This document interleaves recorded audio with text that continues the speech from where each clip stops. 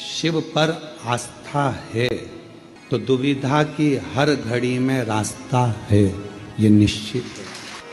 अगर भगवान देवाधिदेव महादेव पर हमारी आस्था टिकी हुई है, हमारा विश्वास टिका हुआ है, हमारा भरोसा टिका हुआ है, तो जिंदगी में कितनी भी मुश्किलें आ जाएं, हर मुश्किल में रास्ता मिल ही जाए।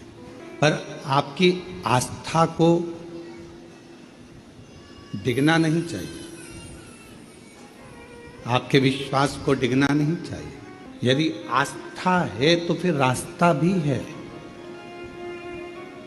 जहां व्यक्ति की आस्था समाप्त हो जाती है, परमात्मा पे से विश्वास हट जाता है, तो फिर कोई रास्ते नजर नहीं आते। थोड़ा दुख ज्यादा आ गया, हमने भगवान को छोड़ दिया। थोड़ी तकलीफें आ गई तो हमने भगवान को छोड़ दिया। एक पति मिले, उनसे पूछा कि तुम भगवान को क्यों नहीं भजते, तो कहा मेरी धर्म पत्नी शांत हो गई इसलिए मैंने परमात्मा को छोड़ दिया। एक आया है और एक को जाना है। ये श्वासें जितने दिन हमको मिली है, आपको मिली है, इन श्वासों के बल पर ये शरीर जो चल रहा है, ये जितने दिन आप अच्छा कर सकते हो और अपनी जिंदगी को अच्छा बना सकते हो, बना लो। फिर ये श्वास का कोई भरोसा नहीं। विश्वास और आस्था के बल पर ही परमात्मा रास्ता देता है। मेरी धर्म पत्नी चली गई, मैंने भगवान को उठाकर रख दिया, अब मैं भगवान को कभी नहीं पूछूंगा। हमने पूछा भगवान ने तेरा क्या बिगाड़ा कि मेरी पत्नी चली गई? तो हमने पूछा भगवान आए थे लेने के लिए? तो लेके तो वही गए हैं। नारद का संवाद श्रीमद् भागवत में लिखा हुआ है, देवऋषि नारद का संवाद, उसको पढ़िएगा। नारद जी ने भगवान विष्णु जी से जाकर प्रश्न किया कि ध्रुव जी की उम्र 4 वर्ष की है, प्रहलाद जी की उम्र 5 वर्ष की है, और मेरी उम्र कई हजार वर्ष की हो गई और मैं तप कर कर कर मर भगवत भजन करता करता मेरी जिंदगी पूरी की पूरी ऐसी निकल गई, मरण सैया तक पहुंच गया, पर भगवान ना मिलता। और वो 4 वर्ष के ध्रुव को 5 वर्ष के प्रहलाद को भगवान मिल जाता। मैंने इतने सालों तपस्या करी और मुझे परमात्मा नहीं मिला। श्रीमद् भागवत का ये संवाद देव ऋषि नारद का कहता है, भगवान नारायण से प्रश्न किया कि मैंने इतना तप किया और परमात्मा नहीं मिला, और वो ध्रुव जी को 4 वर्ष में, प्रहलाद को 5 वर्ष में भगवान का दर्शन हो गया। कैसे, क्यों? तब कहा भगवान नारायण ने कि ध्रुव जी का ये जो जन्म है, जो 4 वर्ष में दर्शन मिला है, ध्रुव जी ने पूर्व में ना जाने कितने जन्म निकाल दिए, तब ये 4थी वर्ष में जन्म मिला। यहां तुम्हारी उम्र नहीं देखी जाती परमात्मा के पास में। परमात्मा के करीब में तुम्हारी उम्र कोई नहीं देखेगा। परमात्मा तो केवल ये देखेगा कि पूर्व में कितनी श्वास हो चुकी थी, कितनी श्वास तक तूने भजन किया, कितनी श्वास तक तूने भगवत स्मरण किया, कितनी श्वास तक तूने मंत्र जाप किया, कितनी श्वास तक तूने भगवत नाम लिया, कितनी श्वास तक तू स्मरण करता रहा।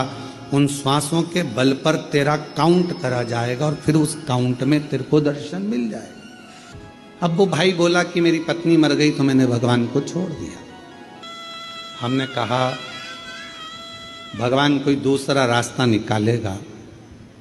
तुम कितने वर्ष के हो? कहा 40 वर्ष का। मैंने कहा इतने अवस्था में तुम अपनी हिम्मत को हार दिए, परमात्मा को छोड़ दिए। अपने भीतर एक आस्था और प्रकट करो, अपने भीतर परमात्मा के प्रति भाव प्रकट करो। उसने फिर भगवान की अविरल भक्ति को करना प्रारंभ करा, भजन करना प्रारंभ करा, और वो व्यक्ति हमको 2-3 साल तक नहीं दिखा।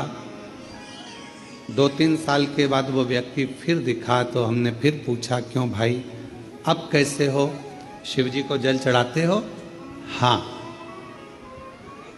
मैं भी चढ़ाता हूँ और मेरी पत्नी भी चढ़ाती है। मंदिर जाते हो? हाँ, मैं भी जाता हूँ, मेरी पत्नी भी जाती है, और मेरा एक छोटा सा बच्चा है 1 साल का, वो भी मंदिर जाता है। हमने कहा 3 साल पहले तुम भगवान पर ब्लेम कर रहे थे कि भगवान की पूजन नहीं करूँगा, अर्चना नहीं करूँगा। अब तो कहा वो एक लोटे जल ने कमाल कर दिया, मेरा पूरा परिवार वापस मुझे लौटा दिया और पूरा ग्रस्त। आस्था है शिव पर तो दुनिया के सारे दुख में एक रास्ता शिव तुम्हारे लिए अलग से खोल दे। यदि शंकर भगवान पर यदि आस्था है तो शिव रास्ता खोलेगा।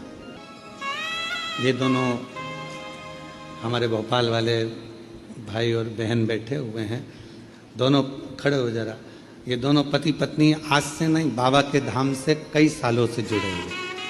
जिस समय पर बाबा के धाम में कुछ भी नहीं था, केवल कंकर ही कंकर था और बाबा ही बाबा थे और पेड़ ही पेड़ थे, उस समय पर से ये लोग जुड़े हुए हैं। पहले आए थे जब कुछ और बाबा के धाम में आकर जब बाबा की पूजन अर्चना करना प्रारंभ करी, ऐसा कोई महीना नहीं जाता होगा शायद कि आप लोग नहीं आते होंगे। और मैं तो नाम भी नहीं जानता, केवल स्वरूप से पहचानता। मैं केवल इनको स्वरूप से जानता हूँ कि ये हर महीने 1.5 महीने में बाबा के धाम आते रहते हैं। बैठिए। शिव कृपा, शंभु की कृपा, करुणा, उनकी उदारता, उनकी दया क्या प्रदान करती है ये उस पर नहीं।